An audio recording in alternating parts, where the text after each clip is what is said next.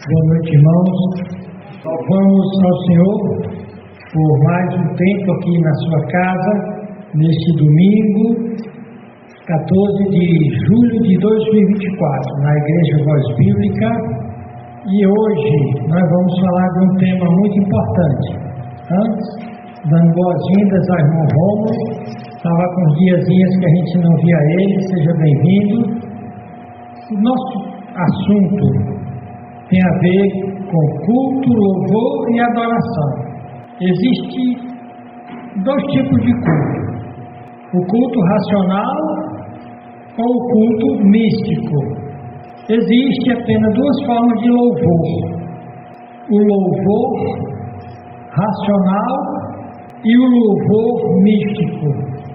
Existe apenas duas formas de pregação: a pregação racional ou espiritual e a pregação mística. Você me pergunta o que é que significa místico. Você vai já entender. Eu tenho 3 textos para a gente ver, iniciar esse tema. O primeiro texto está em Romanos 12, 1 e 2. E eu quero me pegar apenas, ou dar ênfase nessa palavra aqui, racional. Culto racional. O apóstolo Paulo, ele diz: rogo-vos, pois, irmãos, pela compaixão de Deus, que apresenteis os vossos corpos em sacrifício vivo, santo e agradável a Deus, que é o vosso culto racional. Você vai me perguntar o que é um culto racional. É diferente da maioria dos cultos que estão acontecendo nesse momento no Brasil e no mundo. A maioria dos cultos que estão acontecendo não estão conforme o que está dito aqui. Você vai já saber por quê. Ele diz: e não sede conformados com esse mundo, mas sede transformados pela renovação do vosso entendimento ou da vossa mente. Isso só vai acontecer se o culto for racional, para que experimenteis qual seja a boa, agradável e perfeita vontade de Deus. Isso só vai acontecer se o culto for racional. Você vê a falência dos cristãos evangélicos nesse tempo. A maioria dos cristãos são cristãos derrotados espiritualmente, casamentos falidos, criação de filhos fracassada. E você vai ver que tem a ver, ou essas pessoas não seguem a palavra de Deus, ou se afastaram, ou pertencem a essas igrejas místicas. Essas igrejas que a ênfase não é no culto racional, não é na pregação da palavra, mas sim em experiências carismáticas, pentecostais, êxtase, uma experiência direta com Deus. Já estou dizendo alguma coisa do que é misticismo. Então, Paulo está dizendo aqui que o culto tem que ser racional, e eu creio que ele está baseado em João 4, 23 e 24, onde Cristo disse: mas a hora vem e agora é em que os verdadeiros adoradores, ou seja, Deus não está aceitando qualquer tipo de adoração e de culto. Os verdadeiros adoradores adorarão o Pai em espírito e em verdade. Você vai ver que quando ele está dizendo culto racional, a palavra lá pode ser também traduzida como espiritual. A palavra lá é logique. Isso no grego seria logique latreian. Logique racional, latreian culto, serviço prestado a Deus. Então, Jesus Cristo está dizendo a mesma coisa. Ele está dizendo que deve ser oferecido a Deus uma adoração racional, onde a mente deve estar ligada, deve estar atenta. Esses cultozinhos que o pessoal fica em pé, balançando, fechando os olhos, falando línguas e tendo visões, são cultos místicos. São cultos que violentam o que Paulo está falando sobre culto racional, violentam a palavra que Jesus disse que o adorador tem que ser adorador em espírito e em verdade. E diz mais, porque o Pai procura tais que assim o adorem. Ele não está interessado meramente que você faça o culto e adoração e ele vai aceitar o que você vai entregar. Ele deu os critérios. Diz que Deus é espírito e importa que os seus adoradores o adorem em espírito e em verdade. Porém, ao longo da história, o homem prefere os cultos não racionais. O homem prefere ter um contato direto com Deus e inventa caminhos, inventa tipos de cultos e adoração para ter esses êxtases. E o mundo gosta disso. Você vê, a nossa igreja é uma igreja que se preocupa em pregar a palavra. Mas nós temos uns gatinhos pintados aqui, que querem ouvir a palavra. A maioria está querendo ver espetáculo, está querendo ver exorcismo, está querendo ver aquele teatro das curas, teatro patético dos exorcismos, patrocinados pelo próprio inimigo. E eu vou mostrar isso, até com casos concretos, a dar tempo aqui, que há muita coisa. O dirigente tinha até uma coisa a mais para apresentar nesse culto. Eu pedi a ele mais tempo hoje, e eu quero que você preste atenção, eu lhe peço atenção com muito carinho. Olha o que o apóstolo Paulo diz, segundo Timóteo, no capítulo 4. Conjuro-te, eu te faço jurar, Timóteo. Isso que eu estou dizendo é muito importante. Porque naquela época tinha as religiões de mistério, as religiões de misticismo, esse contato direto com a divindade. A ênfase não está na pregação. Conjuro-te, pois, diante de Deus e do Senhor Jesus Cristo, que há de julgar vivos e mortos na sua vinda e no seu reino. Não podia ter uma conjuração mais forte que essa. Pregues a palavra. Ele não está dizendo pratique exorcismo, curas, línguas, revelações, visões. Prega a palavra. Instes, exorte a tempo e a fora de tempo. Redarde, ou seja, confronte as pessoas com a palavra, repreenda, exorte com toda longanimidade, doutrina. Porque no meio das religiões do misticismo, a doutrina é a mais superficial possível. Eu me lembro quando eu comecei meu ministério, há 40 anos atrás, os pentecostais disseram: não, Jesus Cristo quer o coração, Ele quer louvor, Ele quer adoração, Ele quer amor, Ele não quer doutrina. Mas você vai ver que a coisa continua do mesmo jeito. Porque virá tempo em que não suportarão a sã doutrina, mas tendo comichões, coceira nos ouvidos, amontoarão para si doutores, conforme as suas próprias concupiscências, e desviarão os ouvidos da verdade, voltando às fábulas, às conversas mentirosas, aos testemunhos mentirosos. Eu estava vendo os testemunhos de um pastor pentecostal, em que ele teve de atravessar um rio muito largo e não tinha nem um barco. Então ele viu um tronco boiando, montou em cima do tronco e o tronco saiu guiando ele até o outro lado. Quando ele chegou do outro lado, que olhou, era um jacaré de 5 metros. Pense no mentiroso descarado. Rapaz, olha, os testemunhos pentecostais são tão mentirosos, fábulas, que eles gastam grande parte do culto com essas fábulas, com essas mentiras, em lugar de ser com a pregação. Eu vou mostrar alguns aqui. É com essa palha, com esse lixo, que muitos cultos estão alimentando suas ovelhas. Não é culto racional, não.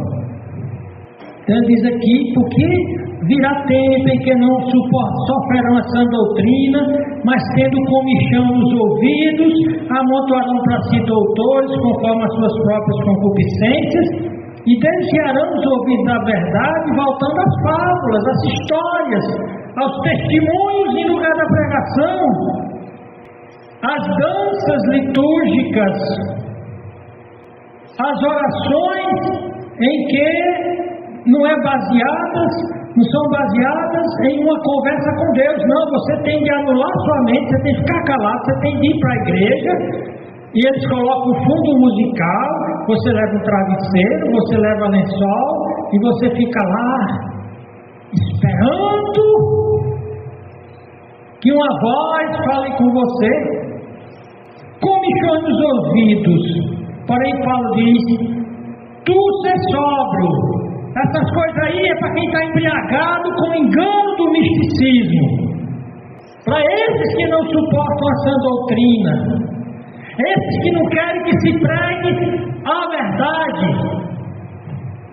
do jeito que está na Bíblia. Esses são os nossos 3 textos.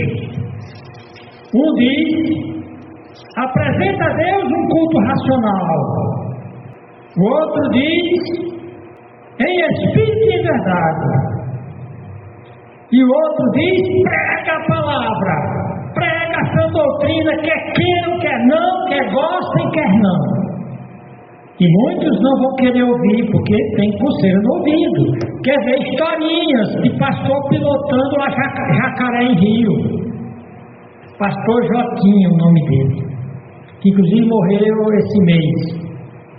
E então o pessoal começou a contar os testemunhos dele. É uma série de mentiras que ele contou, e o cara foi lá e botou no ventilador na internet. Mas as pessoas gostam do misticismo. Vamos orar. Senhor Deus, nosso Pai, nos guie agora a amar a Tua palavra, a Te oferecer a Ti um culto em espírito e em verdade, um culto racional, um culto baseado na sã doutrina. Em nome de Jesus oramos, amém. Tese ou propósito desse estudo: responder as seguintes perguntas sobre culto, adoração e pregação. Que perguntas são essas? O que é realmente um culto para Deus conforme a Bíblia? O que é realmente adoração para Deus? Pregação, culto, adoração e pregação para Deus. Hoje, se você for no YouTube, você vai ver toda espécie de culto, toda espécie de adoração, toda espécie de pregação. Nós vamos ver também razões porque Satanás, através da história, ele investe e patrocina o misticismo no culto, na adoração e na pregação, visando, como diz aqui, cegar o entendimento dos incrédulos, tanto dentro da igreja quanto fora da igreja. Outra coisa que veremos: como o misticismo, encoberto pela capa da experiência religiosa e de revelações fora da Bíblia, afastam realmente da revelação e da verdade de Deus na Bíblia. Introduzindo nosso tema: um breve histórico do misticismo e sua prática contrária ao verdadeiro evangelho, ao culto, pregação e adoração aceitáveis a Deus. Aí você diz: por que o pastor está pregando sobre isso? Essa semana eu me deparei com um comentário em um grupo que eu pertenço, onde o cidadão lá colocou a seguinte frase: afinal a Bíblia não é um alimento para o intelecto, ou seja, para a mente, para o raciocínio, e sim para a alma, como autêntico manual de vida através de Deus, nos revela sua infalível estratégia para nos conduzir a conquistar a meta de viver com qualidade. A Bíblia, o que me chocou foi essa expressão: a Bíblia não é alimento para o intelecto, mas é o contrário que a Bíblia diz. O salmista diz que a Bíblia é como pão, é como mel, significando é ela que alimenta, é ela que nutre a alma, é ela que refrigera a alma. Essa é uma declaração mística. E você pergunta, o que é misticismo? Definindo essa palavra, misticismo vem da palavra grega mistes, que se refere ao iniciado de um culto secreto. Naquela época do apóstolo Paulo havia muitos cultos secretos, havia uma doutrina chamada de gnosticismo, de buscar conhecimentos fora da Bíblia, e tinha penetrado dentro da igreja. Significa a busca ou realização da comunhão pessoal com uma união direta com Deus. Uma pessoa que persegue e que conquista essa comunhão com Deus, sem precisar de Bíblia, sem precisar, apenas através de um esforço de fazer silêncio. Lembra das práticas das disciplinas espirituais que vieram dos místicos da Igreja Católica? O que você vai ver é que essas experiências místicas, ao longo da história da humanidade, elas afastaram da palavra de Deus e deram a ilusão de uma grande espiritualidade. Você fala com um pentecostal, você se sente humilhado. Ele diz que fala com Deus, que ele vê Deus, que Deus fala através dele. Por definição, o misticismo é uma experiência pessoal do absoluto ou divino. Alguns místicos dizem que eles são parte de Deus. Eles têm consciência de Deus, uns que estão separados de Deus, ou que eles fazem parte de Deus. Porque o misticismo tem em todas as religiões. No budismo, no hinduísmo. Eu vou mostrar aqui ligeiramente. Então, os místicos existiram ao longo da história, em todo o mundo, e podem vir de qualquer origem religiosa, étnica ou econômica. O misticismo ainda é uma parte importante da experiência religiosa hoje. Grande parte das religiões hoje apelam para a moeda falsa do misticismo. Então, numa definição, em visão geral, do misticismo, os místicos eles saem e ainda emergem de muitas tradições religiosas diferentes, incluindo o cristianismo, esse cristianismo não bíblico, o judaísmo, tem a cabala, que é uma forma de misticismo, o taoísmo, as religiões do sul da Ásia, as religiões animistas e totemistas da África, de todo o mundo. De fato, quase todas as tradições religiosas apontam caminhos para alguém se tornar um místico. A frase Atman é Brahma, no hinduísmo, que se traduz aproximadamente como a alma é uma com Deus. Já no budismo, a experiência budista do Tathagata, que pode ser descrita como estar em contato com a realidade, fora da percepção sensorial cotidiana, ou as experiências do Zen, ou Nirvana do budismo.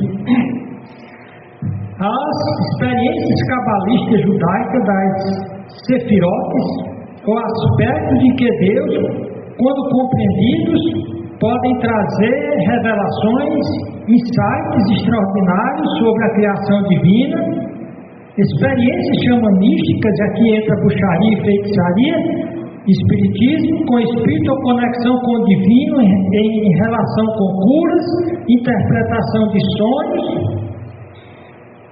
E aqui entra o cristianismo, especialmente carismático pentecostal, de revelações pessoais, visões, línguas. O sufismo, que é a religião, uma das aulas dos árabes, o ramo místico do Islã, através do qual os praticantes lutam pela comunhão com o divino. E eles fazem isso dormindo pouco, conversando pouco e comendo pouco. Embora todos esses exemplos possam ser descritos como forma de misticismo, todos eles têm alguma diferença entre si. Mas o principal é que eles não aceitam a revelação divina, a Bíblia. Eles querem receber instruções via sonhos, visões, profecias fora da Bíblia. No budismo e em algumas formas de hinduísmo, o místico é realmente unido e parte do divino. No cristianismo, judaísmo e islamismo, os místicos comungam e se envolvem com Deus, embora permaneçam separados. Você nota que esse não é um culto racional a Deus. Você vai ver que o místico terá de fazer o contrário, ele terá de desligar a sua mente. Indo lá para o que Paulo disse, o que é um culto racional, que onde Paulo diz: rogo-vos, pois, irmãos, pela compaixão de Deus, que ofereceis os vossos corpos em sacrifício, em holocausto, consagração total a Deus, que é o vosso culto racional. Aí você tem a palavra logique. Parakalou, su, umas, adelfoi, diá. Vou logo lá para o final. Te, logique, latreian, humor. Culto racional, logique, lógica. Latreian, culto, serviço. O que é que significa esse adjetivo lógicos? Que ele só ocorre duas vezes. Ele só ocorre em Romanos 12:1 e 1 Pedro 2:2. É uma palavra que os intérpretes, os exegetas, dizem que é difícil de se traduzir com exatidão, mas que o seu sentido básico refere-se a algo que deve ser cuidadosamente pensado, refletido, algo da mente. E culto é um serviço atencioso, esse culto racional é um serviço atencioso, ou seja, você não pode entrar num transe, você não pode ficar fechando os olhinhos e dizer que não sabe o que está acontecendo, como alguns dizem que depois que falam língua tem visões e revelações. Não, você tem a sua atenção, como Paulo diz em Coríntios, deve permanecer, o espírito deve permanecer no domínio, a razão, o intelecto. Isso para que o crente, conforme Paulo, seja transformado pela renovação da sua mente. É fundamental que todo culto do crente, a mente dele esteja alerta, e o diabo quer tirar a nossa mente do foco da atenção. Em 1 Pedro diz: desejai afetuosamente como meninos novamente nascidos o leite racional. Ele vai usar novamente aqui aquela palavra logique. Leite racional não falsificado, para que por ele vá descrescendo. Leite racional. Eu tenho aqui várias traduções e elas têm um consenso. Um leite espiritual puro, racional. Ou seja, Paulo e Pedro estão nos dizendo para sermos cristãos que não podem abrir mão da atenção mental, ponderados, inteligentes, e isso em contraposição aos ritos místicos das práticas pagãs. Logicos, de acordo com o Lexo de Leadership, ele diz que também a palavra lógico tem a ver com logos, que pertence à fala, que pode ser verbalizado, que pertence à razão. Algumas dessas experiências não são verbalizadas. Eu fui arrebatado.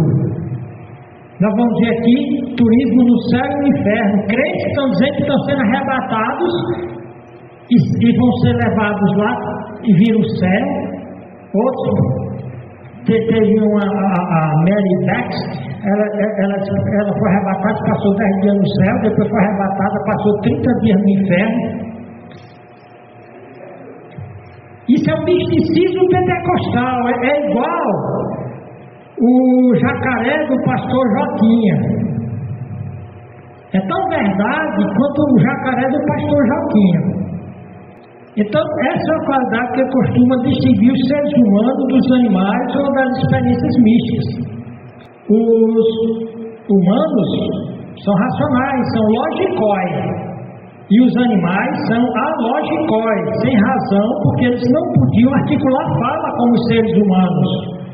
Razoável, racional ou atencioso seria uma tradução apropriada para culto racional.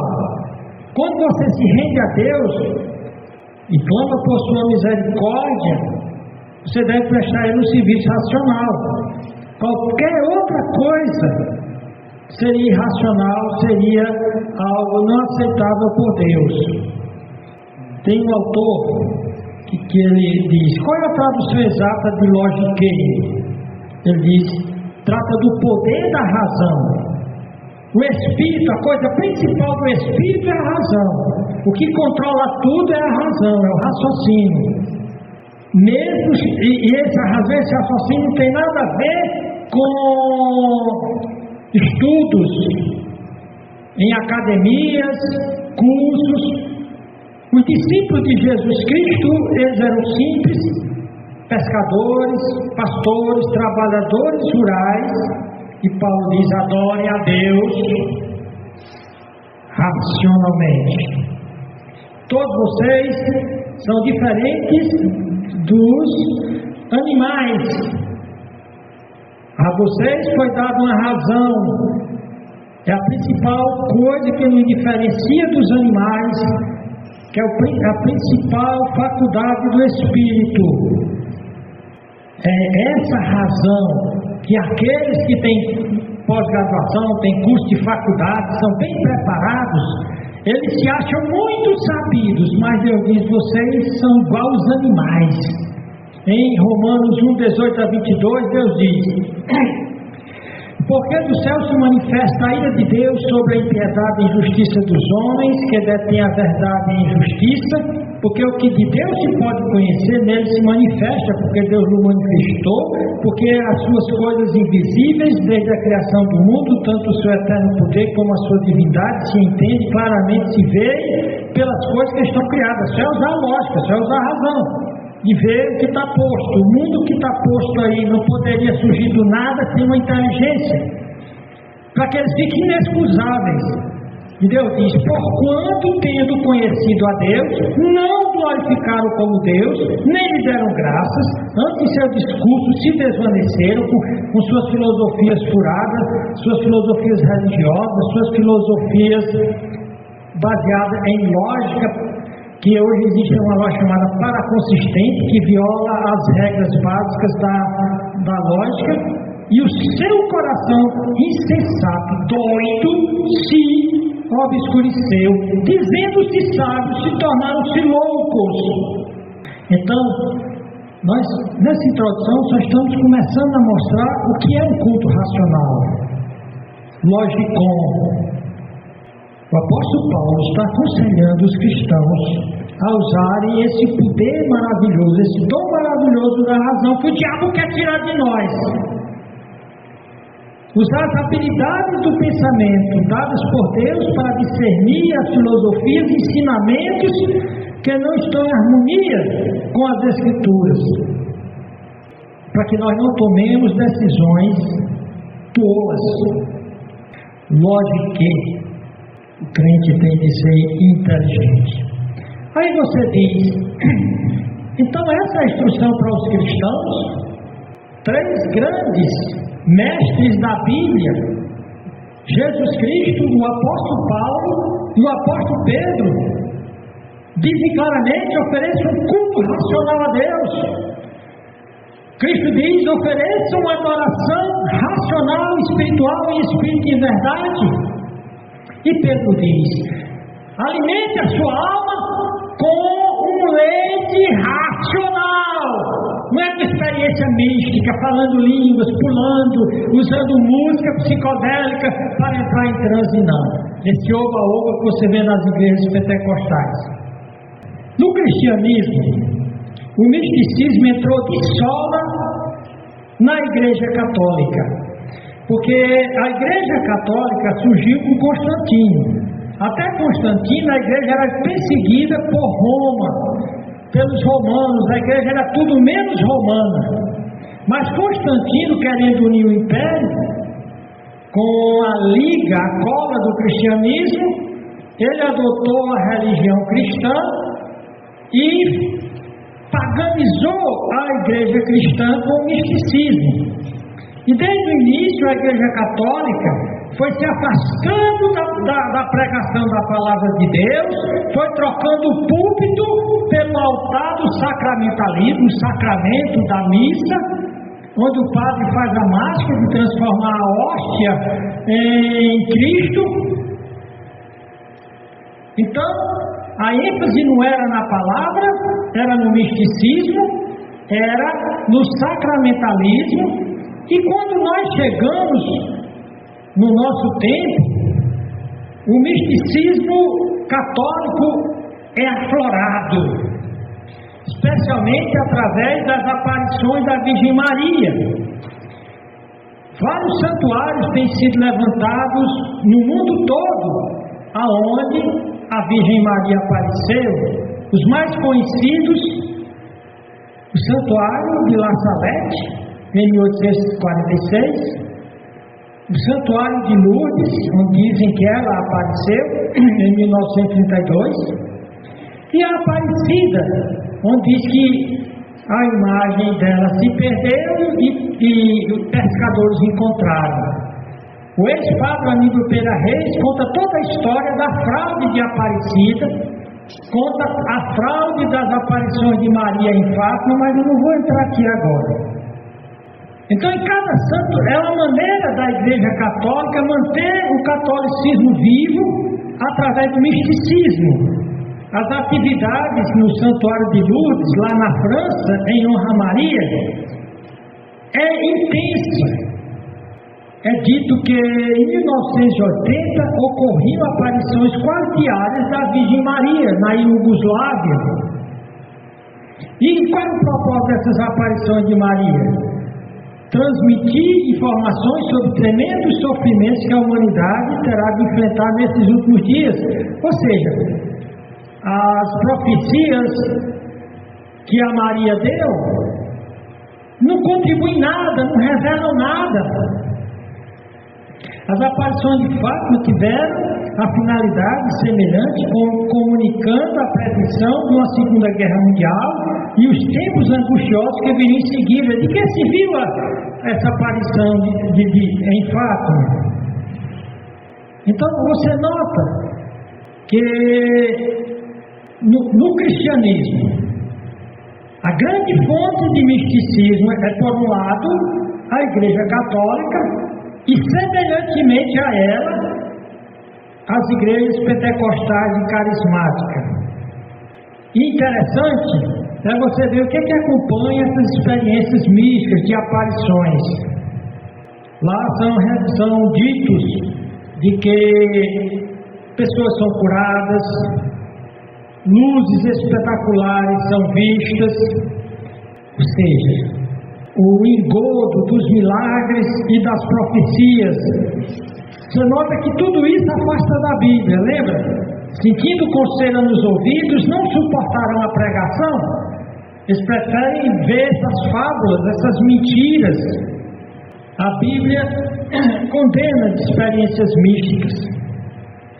Ao longo da história, os místicos, esses que trazem novas revelações e baseados em aparições que tiveram, tentam validar essas experiências.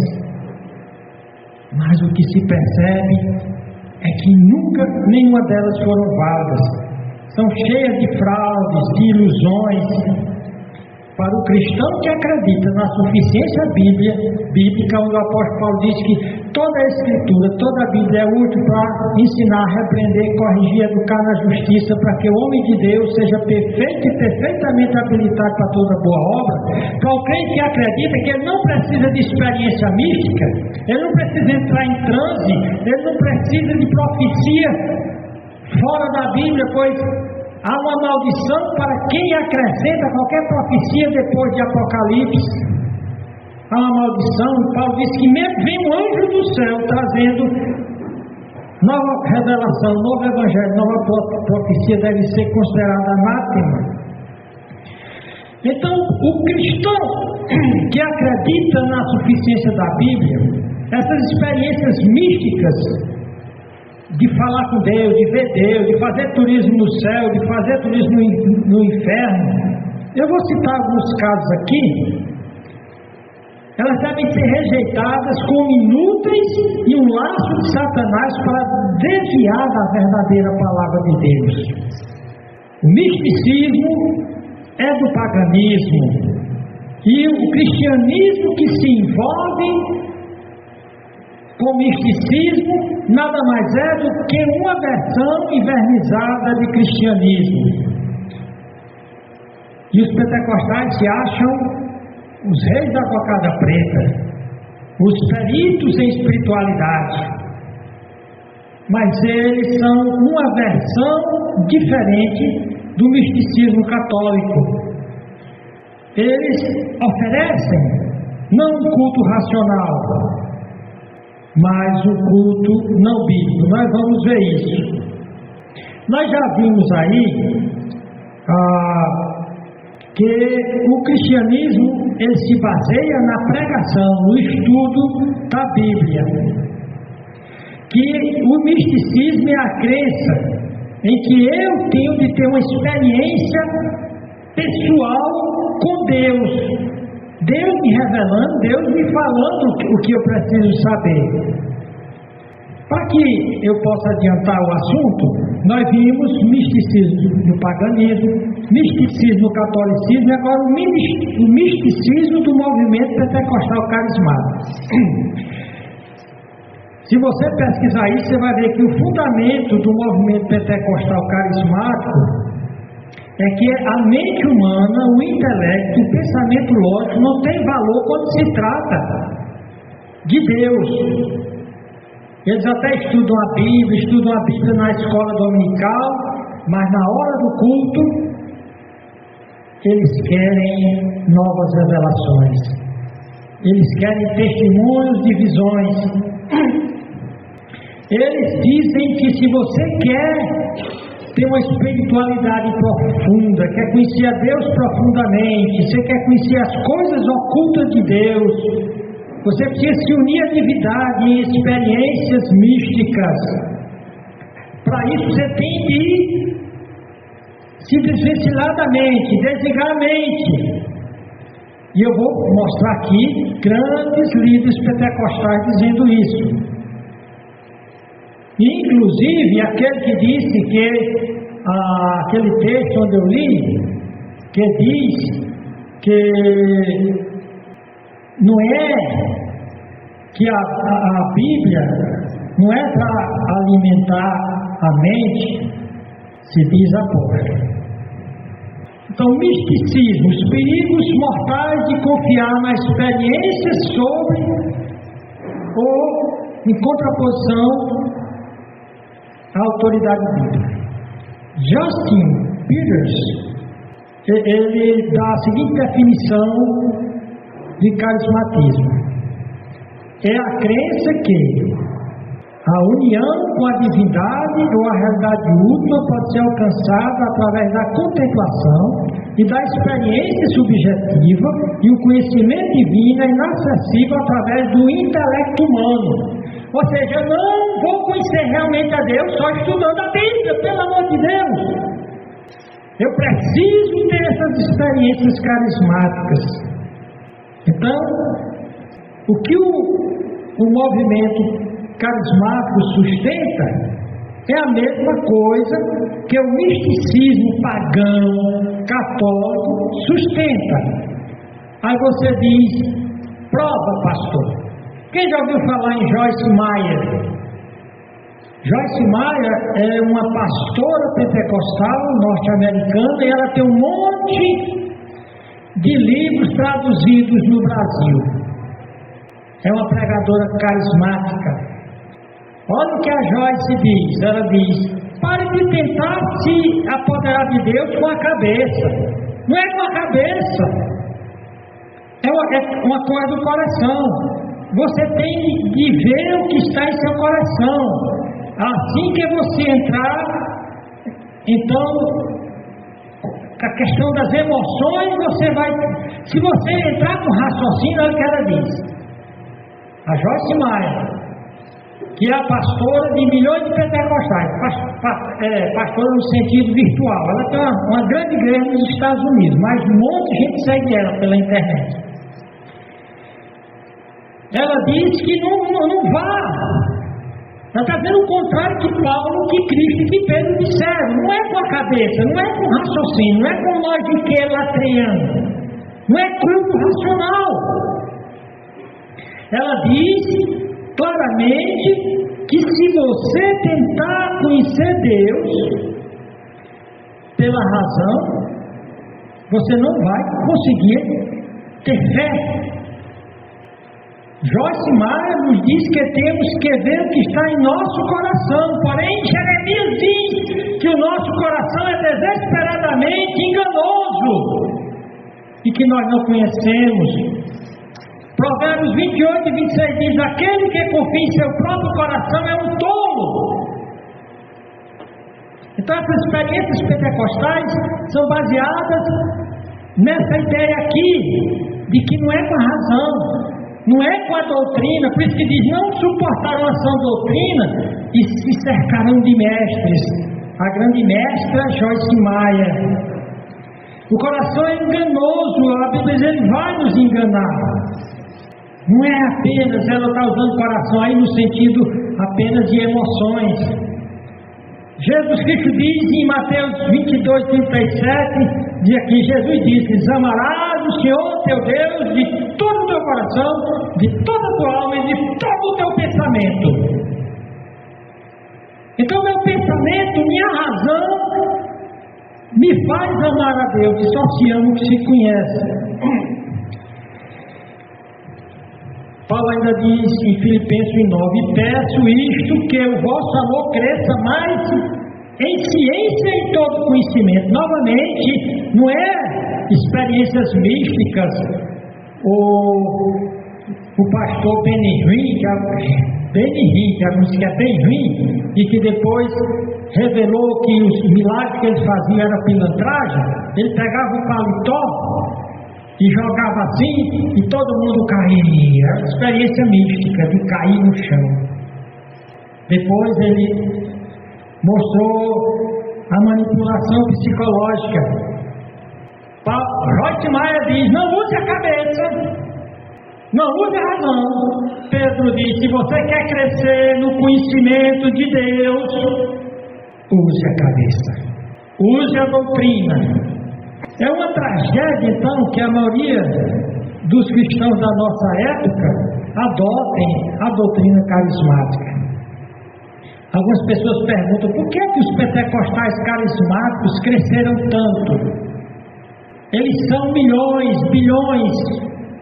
É uma força fantástica, é uma cultura que está predominando e destruindo o evangelho no Brasil, porque depois que alguém passa pela lavagem pentecostal, ele quer culto místico, ele não quer doutrina. Ele diz: eu não preciso de doutrina, eu não preciso de teologia, eu simplesmente amo Jesus, eu sinto Jesus. Dizem os místicos: o importante não é meu conhecimento de Deus, mas o meu amor por Deus. Isso é que é realmente importante. Nós vimos: se você ama Deus, você ama Ele com todo o seu conhecimento. A Bíblia nunca separa conhecimento de Deus do amor de Deus. As duas coisas andam juntos. É a sã doutrina, é a teologia correta que aprofunda nosso conhecimento de Deus. E quando nosso conhecimento de Deus é aprofundado, então isso nos permite amar a Deus profundamente. Porém, ele diz: você tem de desligar a mente. A mente desligada é inimiga do cristão. A mente desligada é amiga do falso mestre, aquele que coça seus ouvidos. Porque quanto mais a mente está desligada e você só está no embalo da música, da conversa do lobo místico, é mais fácil de levar você ao erro. Deixe-me dar alguns exemplos. Um grande mestre pentecostal carismático lá dos Estados Unidos, chamado Kevin Zadai, em um programa de televisão, no programa do C.D. Roth, Isso é Sobrenatural, em um vídeo, o Cid, que é o entrevistador diz, aqui na Terra, ele perguntando ao Kevin, que é o mestre místico das revelações e das visões pentecostais. Ele diz, são muitas as vezes que você pode ver o que está acontecendo no reino invisível. Você viu algo em Nova Orleans? Conte-nos sobre isso. Então, o pentecostal carismático Kevin disse sim. E eu perguntei por que o Senhor enviou a mim e a minha esposa para Nova Orleans. Porque é uma cidade tão difícil em muitos aspectos. Então o Senhor, Jesus Cristo, Ele me disse, porque eu confio em você. Você nota que aí tem uma perversão, né? Sou eu que devo confiar em Jesus ou é Jesus que vai confiar em mim? Jesus me manda ser missionário, pastor, trabalhar porque Ele confia em mim? Ou é porque eu confio nele? O que é que vocês acham? Mas esse falso profeta diz que Jesus falou com ele e disse que mandou ele para aquele ministério difícil porque Jesus confia nele. Você nota para onde é que leva o misticismo? Em João 2:24 diz aqui, estando Jesus em Jerusalém pela Páscoa, durante a festa, muitos, vendo os milagres, os sinais que Jesus fazia, creram em seu nome. Se tornaram crentes por conta dos milagres de Jesus. Mas aqui, o mesmo Jesus não confiava neles, porque a todos conhecia, e não necessitava de que alguém testificasse do homem, porque ele bem sabia o que havia no homem. Portanto, meus queridos amigos, Jesus não confia em você não, nem confia em nós. Nós é que devemos confiar nele. O ensino que Jesus confia em nós é que nega o Evangelho. Então esse Kevin Zadai, que está no programa lá do CID, ele fala de uma aparição, isso é misticismo. Você nota que Jesus vem diretamente falar com ele no quarto. O Kenneth Hagin, que é o inspirador do Bispo Macedo, do R.R. Soares e aquele apóstolo do chapéu da Guerra Mundial, o Kenneth Hagin diz que ele fala tete a tete com Jesus, ele conversa, Jesus chega no quarto, conversa com ele. Eu tenho um livro dele onde ele diz que Jesus chegou no quarto e tentava dar uma revelação, uma informação para ele, mas tinha um diabo, um demônio na forma de um macaquinho pulando e fazendo barulho, e ele não conseguia ouvir o que Jesus queria dizer para ele. Ele tentava falar e o macaquinho e o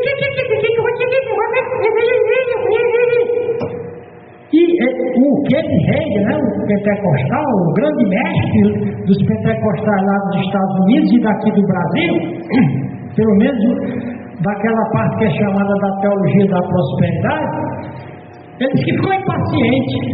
O tempo estava passando, Jesus se esforçando para falar, mas não conseguia, porque o macaquinho, o demônio na forma do macaco não permitia.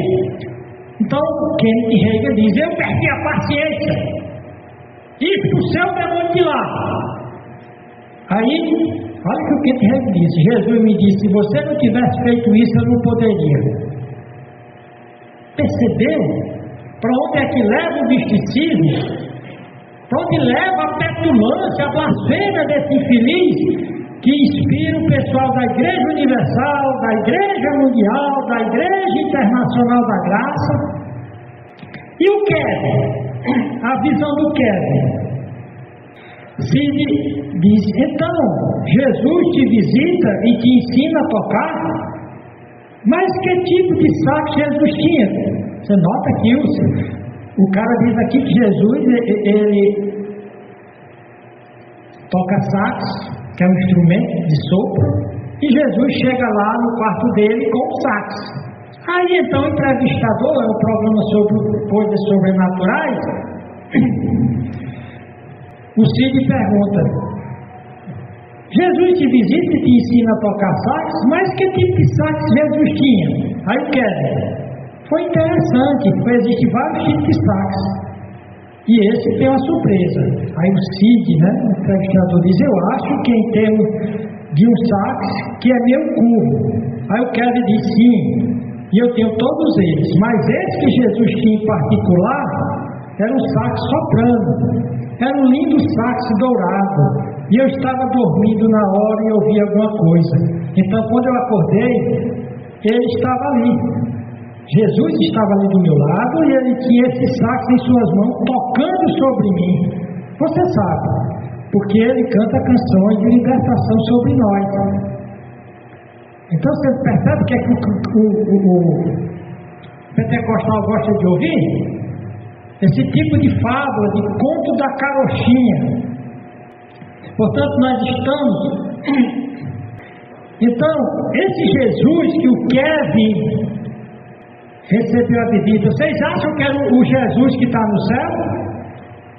Você acha, Romulo, que era o Jesus que está no céu, que apareceu a ele?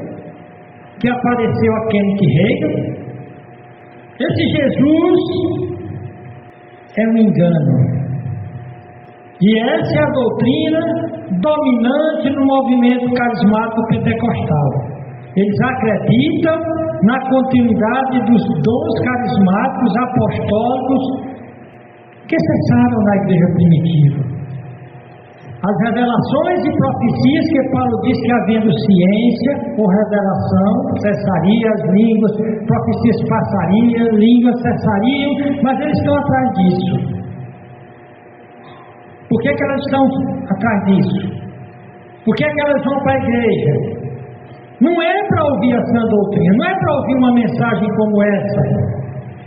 É para ouvir mestres como Kenneth Hagin, como Kevin.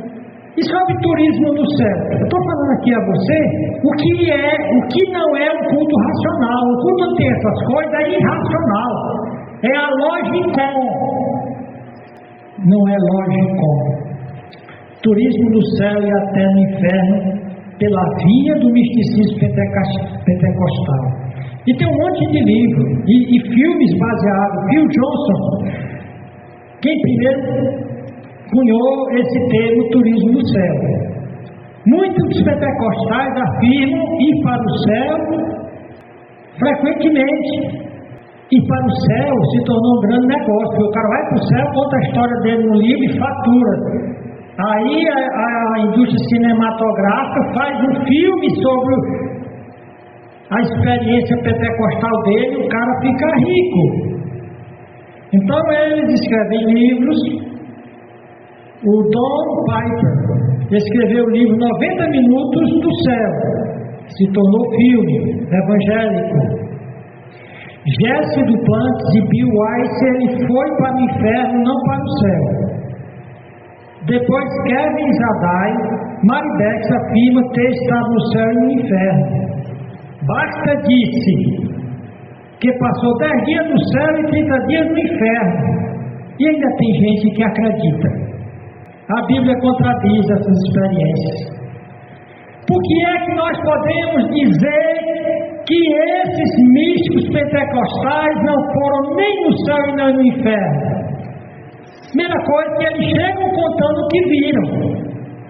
Quem realmente, o único cristão que a Bíblia diz que foi levado ao céu foi Paulo. E nós vamos ver que Paulo foi proibido por Deus de dizer o que ele viu. Olha o que é dito aqui. Paulo diz: conheço um homem em Cristo há 14 anos, se no corpo não sei, se fora do corpo não sei, Deus o sabe, foi arrebatado ao terceiro céu. Paulo fez esse turismo no céu. Paulo fez, está aqui na Bíblia, é o outro que eu acredito. Ele diz: foi arrebatado ao terceiro céu. E sei que o tal homem, ele estava dizendo isso porque os coríntios estavam negando o apostolado dele. Então ele estava dando credenciais de que era o verdadeiro apóstolo de Cristo, que inclusive tinha tido essa experiência de ter estado no céu. Por isso que os falsos profetas de hoje estão inventando esse negócio de que foram no céu. Só que, diferentemente do apóstolo Paulo, eles ficam dizendo como é o céu, como é o inferno. Ele diz: e sei que o tal homem, se no corpo, se fora do corpo, não sei, Deus o sabe. Foi arrebatado ao paraíso e ouviu palavras inefáveis que ao homem não é lícito falar. Ou seja, eu fui proibido de dizer o que eu vi lá no céu. Então basta, foi no inferno? Não. Continuando com a heresia dela, é para lá que ela vai. Basta, foi para o céu. Ilusão, mentira dela, foi ilusão demoníaca. Tem outro. Eu estive olhando na Amazon o livro de Sarah Young, chamado de Jesus. O livro mais vendido na Amazon e em várias outras que vendem livros. O livro de Sarah Young vendeu dezenas de milhões de cópias. E esse livro, ela contou como tendo recebido revelação de Jesus, não sei o que, são meditações. Mas na realidade esse livro foi escrito na década de 1930 por duas místicas anônimas. Não se sabe sequer seus nomes, mas elas disseram que praticavam a espera na presença de Deus. Agora veja como foi que o livro foi produzido. Da mesma maneira que os espíritas fazem a psicografia. Mesma maneira que Chico Xavier escreveu seus livros. O Chico Xavier entrava no transe, botava uma folha limpa de papel, ele segurava um lápis e os espíritos vinham e ele escrevia. Então o livro dessa mulher lida, e os cristãos ficam babando com a baboseira deles, em lugar de ir para a Bíblia. Ela ficava esperando a presença de Deus, com lápis de papel na mão, e ela estava tentando sintonizar a frequência certa com Deus. E então ela começava a escrever. Olha o que a Sarah Young diz na introdução do livro. Eu sabia que Deus se comunicava comigo através da Bíblia, mas eu ansiava por mais. Eu pergunto, meus irmãos, você está contente com o que Deus revela na Bíblia? Você quer mais que na Bíblia? Você já estudou a Bíblia, já sabe tudo que tem na Bíblia? Você já pratica tudo que está na Bíblia? Tem alguém aqui? Então por que os pentecostais não estão contentes com o que está na Bíblia? Olha que essa mestra que coça os ouvidos pentecostais e de não pentecostais iludidos, ela diz: eu sabia que Deus se comunicava através da Bíblia. Ela sabia o certo de Deus se comunicar conosco através da Bíblia. Mas ela diz: eu ansiava por mais, eu queria mais. Ou seja, ela não nega a Bíblia, ela chega até a dizer: não, Deus se comunica pela Bíblia. Os pentecostais dizem: não, Deus se comunica pela Bíblia. Nós até pregamos pela Bíblia. Mas os cultos pentecostais que eu tenho ido, e eu fui lá na Praça da Bandeira, o pastor presidente, antes de abrir o texto e pregar, ele contou duas revelações. O pastor presidente disse: olha, irmãos, eu tenho uma revelação maravilhosa. O pastor fulano de tal disse que teve uma visão, uma revelação sobre mim, e que eu ia por um campo e meus inimigos estavam se escondendo para me pegar de tocaia. Mas de repente Deus me avisou e eu os repreendi e eles foram mortos. E não é só isso, tem uma segunda revelação. E parecia que tinha estourado um gol de copa. Aleluia, amém, glória a Deus. O pastor fulano de tal, ele está sentado ali. Ele disse que viu vários caixões. E então eu me assombrei: irmão, tinha algum meu? Aí o pastor lá disse: não, pastor, eram seus inimigos. Aí então ele começou a pregar na Bíblia. Então a Bíblia não é suficiente para os pentecostais. Infelizmente, é por isso que tem tanta heresia, tanta coisa horrível. Talvez as maiores fontes de heresias do cristianismo sejam exatamente catolicismo e pentecostalismo. Os dois se rivalizam quem é mais herege do que o outro. O misticismo das línguas estranhas. Tem um vídeo onde um professor ele faz a comparação entre as línguas nos cultos pentecostais e as línguas que são faladas no hinduísmo. As línguas são faladas por inspiração de demônios e ele mostra, olha aqui, ó, como é que os pentecostais falam e olha aqui como é lá no hinduísmo. Aí você vê línguas em praticamente todas as religiões pagãs. Os pagãos falam línguas, os hindus falam línguas, os budistas falam línguas, os católicos romanos, adoradores de Maria, falam línguas, os muçulmanos falam línguas. Então por que Deus iria usar um sinal desse de confusão ligado com o Espírito Santo? Por que as línguas teriam de cessar? E de fato cessaram. Foram os pentecostais que há pouco mais de 100 anos ressuscitaram essa prática que eles chamam de língua estranha, mas que não tem nada a ver com o Espírito Santo. E depois de ver vários vídeos vendo as línguas faladas entre os pentecostais carismáticos e os pagãos, hindus, budistas, a conclusão que chegaram, não há diferença nenhuma. Então você percebe o que é que a Sariang diz. Tudo bem, Deus fala através da Bíblia, mas eu quero mais. Eu não quero só Bíblia. Pois eu só quero Bíblia. Diga amém, quem só quer Bíblia. Amém. Você está contente com a Bíblia? Ou você está ansiando por mais coisa fora da Bíblia? Na próxima semana vamos continuar estudando. Vamos ver o que é realmente adoração racional em espírito e em verdade, o que é pregação verdadeiramente bíblica e racional. Se eu tivesse mais um tempinho, eu terminava o que eu tenho aqui. Mas vamos dar uma paradinha aqui, porque eu vou encerrar com essas observações aqui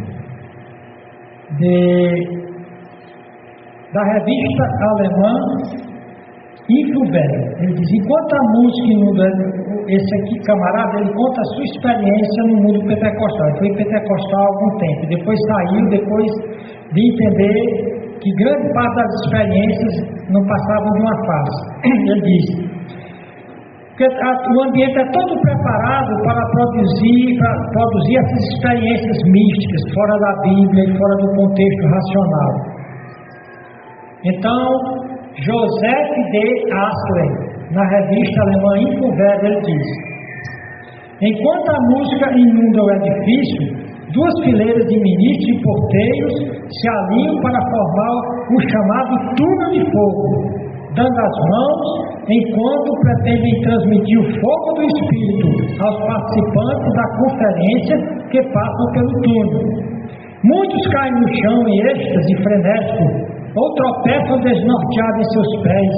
Alguns experimentam tremores intensos e comichões incontroláveis pelo corpo. E então ele diz, eu passo por esse túnel várias vezes, mas infelizmente ninguém me impõe as mãos, de modo que permaneço relativamente sóbrio em comparação com os outros, embora eu me sentisse um pouco estranho e nebuloso. A cena descrita é um retrato de uma das muitas reuniões que participei como membro do movimento carismático entre outubro de 2006 e junho de 2007. Então você nota que algumas pessoas são vulneráveis a esses êxtases místicos. Esse cara disse que tentou várias vezes, entrou naquele túnel, mas não acontecia. Aí o pentecostal diz, é porque ele não tinha fé. Não, é porque ele usava a razão. John MacArthur, pastor mestre da Grace Community Church na Califórnia, ele diz, experiência por experiência é relatada na imprensa carismática, televisão e rádio. Um padrão sutil, mais sinistro, está se desenvolvendo. Em vez de responder a uma interpretação adequada da santa palavra de Deus, O cristianismo está colecionando contos, fábulas absurdas, produzindo misticismo falsamente chamado de cristão ou pseudo-cristão, que é mais parecido com o hinduísmo e a nova era do que com o cristianismo bíblico. Os sentimentos são mais importantes do que a palavra eterna de Deus. A intuição ou a experiência subjetiva do sujeito supera a interpretação da Bíblia. Isso é uma coisa trágica, ou seja, o movimento pentecostal é uma tragédia para o verdadeiro evangelho. Paul Washer é muito conhecido no YouTube. Um conhecido pregador batista, ele escreveu em seus livros: o verdadeiro cristão não pode suportar ou mesmo sobreviver a um divórcio entre as emoções e o intelecto. Se você separar emoções e intelecto, ou entre a devoção a Deus e a verdade de Deus. De acordo com as Escrituras, nem nossas emoções, nem nossas experiências fornecem um fundamento adequado para a vida cristã. Por isso que o movimento pentecostal trouxe o pior do cristianismo do século XX para cá. Só para você entender, alguns até têm a teoria que o movimento rock nasceu com o pentecostalismo. Não foi que o rock foi criado lá fora e trazido para dentro das igrejas, mas foi o negro espiritual, era uma forma africana de cantar e de tocar, que criou o rock, a música do diabo. Então, a cooperação do pentecostalismo para a destruição do cristianismo é grande. Então, aqui ele diz: de acordo com as Escrituras, isso aqui é o Paul Washer, de acordo com as Escrituras, nem nossas emoções, nem nossa experiência fornecem um fundamento adequado para a vida. Somente as verdades das Escrituras, da Bíblia Sagrada, compreendidas com a mente, lembra culto racional, logiqueiro, compreendidos com a mente, não é aparições e visões e sonhos, não. Verdades das Escrituras compreendidas com a mente e comunicadas por meio da doutrina, da pregação. Só elas podem fornecer esse alicerce seguro sobre o qual devemos estabelecer nossas crenças e comportamentos, bem como determinar a validade de nossas emoções e experiência. A mente não é inimiga do coração e a doutrina não é um obstáculo à devoção. Os dois são indispensáveis e devem ser inseparáveis. Eu tenho muitos exemplos aqui que o pentecostalismo separa a mente da devoção. Eu tenho vários exemplos aqui, mas o nosso tempo já terminou. Meus irmãos, vamos apegar a palavra. Ela é pão que nutre, pão e mel que nutre a nossa alma. É ela que nutre a nossa razão, a nossa mente. É ela que nos faz oferecer a Deus um culto racional, que nos faz experimentar a boa, agradável e perfeita vontade de Deus. Boa noite, irmãos. Amém. Amém.